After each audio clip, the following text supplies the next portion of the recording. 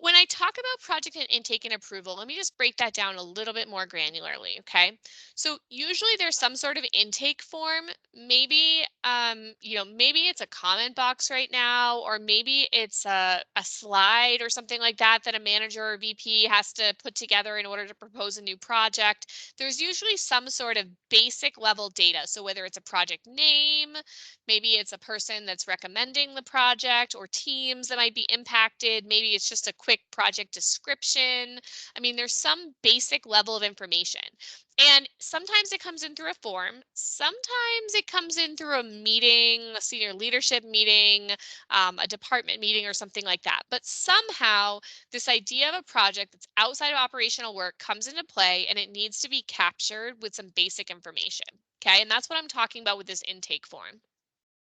After this initial basic level information of this idea, then we need to take it to the next level, which is we have to review it by someone else. We need to think through what the implications of it are. And oftentimes, if it's a big enough, component, we want to have some version of a business case. And when I'm saying a business case, it doesn't need to be a 10-page document. It doesn't need to be complex.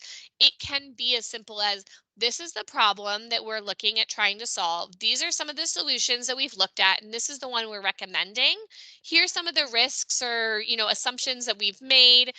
Again, as you're more mature, like here's some of the ROI. This is what we think might be the duration or effort. Oftentimes when I'm starting out with effort, I'm doing something like small, medium, large, extra large, and I have kind of ranges of hours there, pretty large ranges.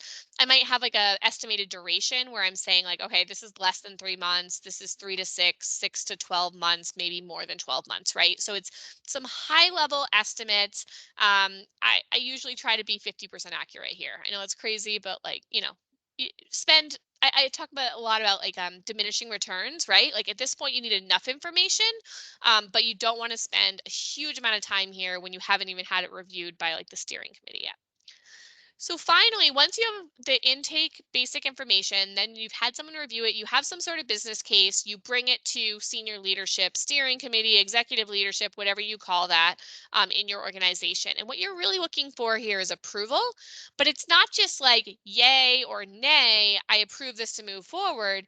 You're also really looking for some input on prioritization compared to all the initiatives, other initiatives that are going on, not just the ones that are getting submitted for approval at the same time as yours, but hey, this is part of a bigger ecosystem of all the projects that are going on in your organization, right? Just getting a yay, go forward with the project doesn't really give you the authority that you need in order to get resources and all these other components. So whether or not the approval and prioritization happens in the same meeting, whether the approval then goes to some sort of resourcing committee, et cetera, to then kind of come back and ask more specific questions of the steering committee in terms of, is this project more important than this? Can this move out?